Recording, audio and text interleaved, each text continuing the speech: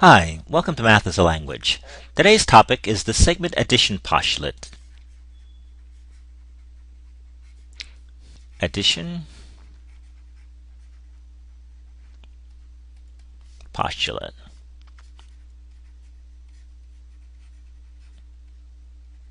Alright, the segment addition postulate. The segment addition postulate follows nicely from the ruler postulate we had in a previous video, and we'll just go ahead and review it real quickly here. It says that if we're given a line that there's infinitely many points on the line, all right, and but until we label these points, we have no reference, if you will. So we're going to go ahead and let's go ahead and traditionally we'll start with a 0. It doesn't have to be 0, but we have 0, and now we have an initial point, and we're going to go ahead and label a few other points. We'll go ahead and label this guy as 2. All right, so that's fine. Will be 5. We don't have to necessarily go in order, and we're going to go a couple of points on the negative direction. We'll go with a -3. And finally, maybe a -4. All right. And we tried to draw these approximately to scale, if you will, in terms of distances and lengths. All right. But the thing about the ruler postulate simply says that for every point there's a coordinate, and every coordinate there's a point. And once you have established 2 points, then you can talk about the various lengths. Okay.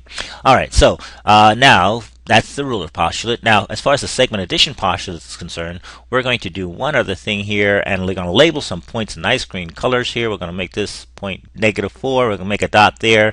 We'll have another dot here at -3. Nice, so we can see it. We'll have one here at 0, one at 2. And a final one here at 5, so nice and big so we can see them. And then also in geometry, it's also very helpful if we don't have to go about this point, that point. Obviously, we label our points with letters, if you will. So we're going to go with A. We have point B here, and point C. Let's go with E, and we'll go with G. All right, so it doesn't necessarily have to be alphabetical. All right, so now we have 5 points on this number line. And we're going to now take a look at the segment addition postulate, and it is pretty much what it sounds like. Simply put, I'm going to go ahead and highlight this point C in a different color, and we're going to talk about point C, and also we're going to take a look at this point B and point E. So one thing that we might notice in terms of C, B, and E, that point C is between B and E. Now, so we'll say that point C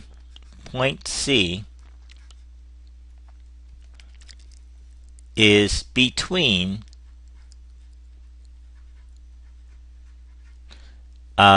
B and E.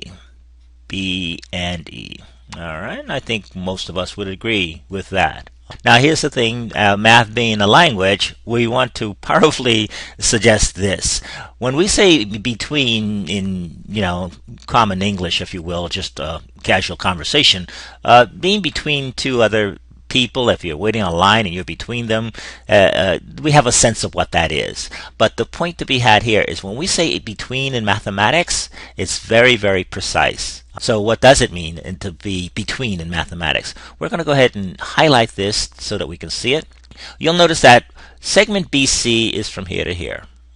And segment CD, we'll make that another color, nice and bright so we can see it, is here to there, CE.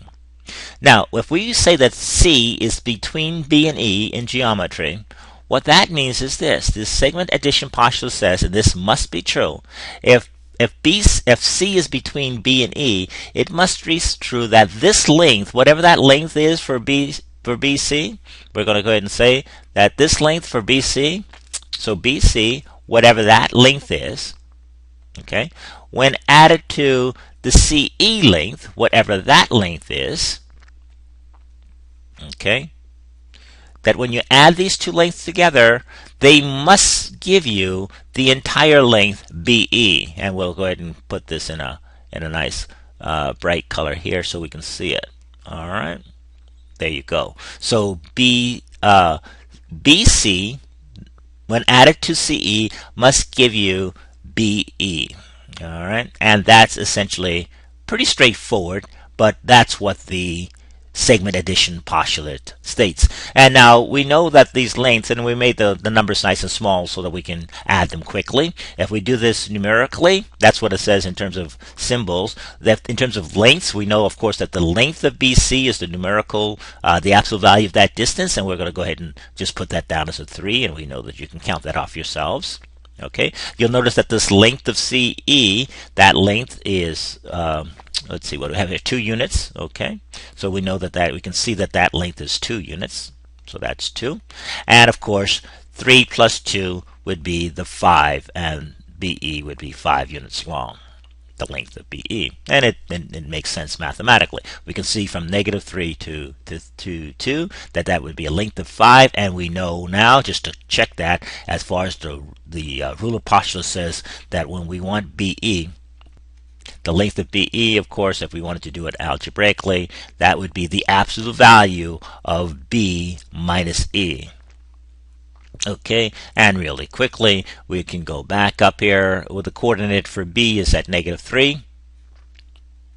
We want the difference, so that minus sign has to be there. We're subtracting, and the length of E, the coordinate for E is 2. And we can see that the mathematics, the checks out. -3 minus 2 is -5, and the absolute value of -5, of course, is 5. All right. Now and that's pretty straightforward. But what we want to recognize, and we'll end it at this point, is that when we say between, this must be true. The concept of between in geometry assures that the points are collinear. Collinear. So if one point, if C is between 2 other points, it has to be in a line. It has to be collinear.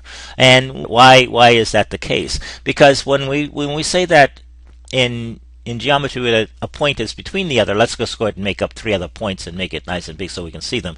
And we call that point X. Okay, and I have a second point here. We'll call that point Y. And we have point Z sitting there.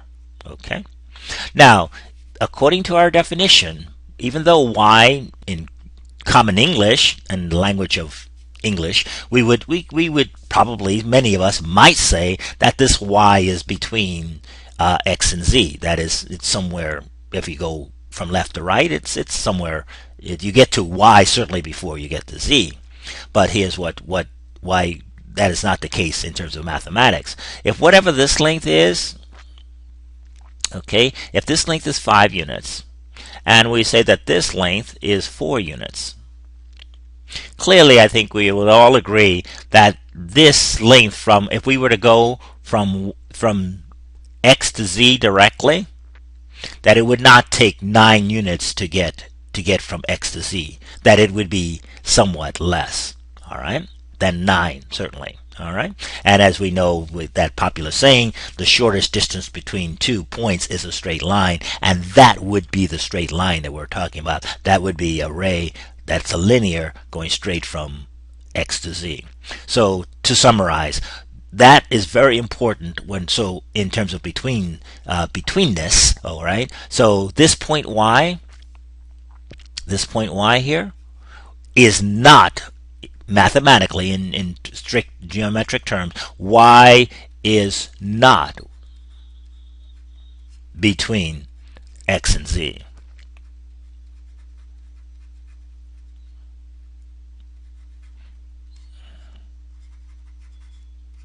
All right, and so we're going to summarize at this point in time. If X is between let's go with F and G. So if X is between F and G, we know that the segment addition postulate applies. That is to say, then we know that the length of Fx, when added to the length of Xg, must be equal to the length of Fg. And this, of course, would be true with or without the figure. If we wanted to support it with a figure, and we'll do that, and then we'll stop at this point, then we know that X is somewhere between F and G. Okay, as far as what these lengths are, it doesn't really matter. It's the betweenness that we're talking about. That simply says that these 3 points must be in a line. They must be collinear. Collinear. So it's just a way of assuring us that the points are all in a line. All right, collinear. That's the key to betweenness. All right. Okay, thanks for visiting, and we'll look forward to seeing you in the next video. Take care.